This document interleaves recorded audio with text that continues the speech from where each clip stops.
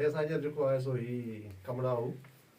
फ़कीर ख़ादिम हुसैन आलादीन साहिब जी जेको आहे सो फ्रूट फार्म ते वेठा आहियूं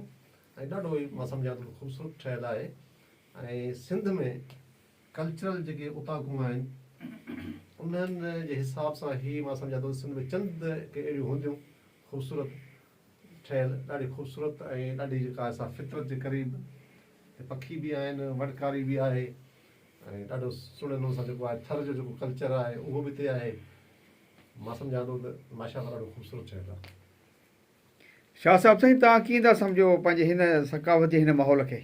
माशाअल्लाह साईं अल्लाह जी महिरबानी आहे ऐं सभु ही रोज़े वार जा रंग आहिनि मुंहिंजे मुर्शिद कामिल जी महिरबानियुनि जो फ़क़ीर जे दिलनि खे वसी करे छॾियो आहे रोज़े वारे दुआ सां जो इहे रंग लॻा पिया आहिनि। माशाअल्लाह माशाअल्लाह।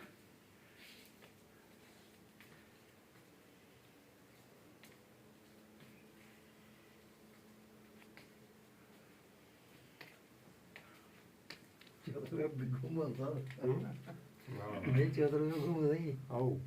हलो अॻिते ॾिसूं ॿुधा वरी छा ॾिसी माण्हू छा ॾिसी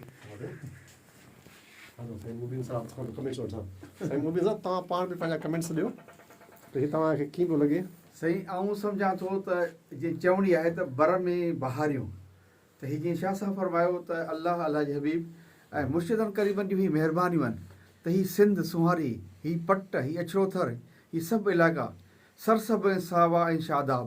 पर उते ही सकाफ़ती हवाले सां जेको ही फ़क़ीर ख़ादिम हुसैन आरादीन कमड़ाऊ जे जेके ही उताक आहे उन ते जेके शयूं असां ॾिठियूं आहिनि त सची ॻाल्हि आहे त असांजी दिलि बाग़ो बहार थी वई आहे। हिते जीअं चौरे जो ही हिकिड़ो क़िस्म आहे असां थर में बि वञूं था हर जाइ ते वञूं था पर जहिड़े नमूने सां हिते कमु थियलु आहे त उन में धागे जो इस्तेमालु थियलु आहे टिकुनि जो इस्तेमालु थियलु आहे सरनि जे काननि जो इस्तेमालु थियलु आहे पर चवण जो मक़सदु ईअं असांखे महसूसु थिए पिए त जीअं हिकिड़ी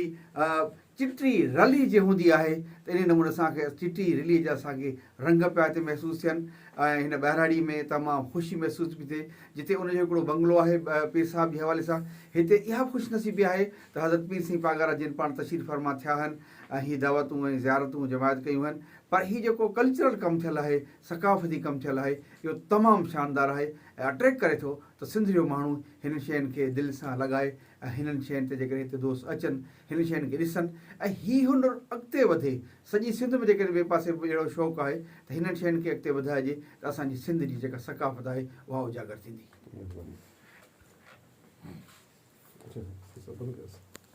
अच्छा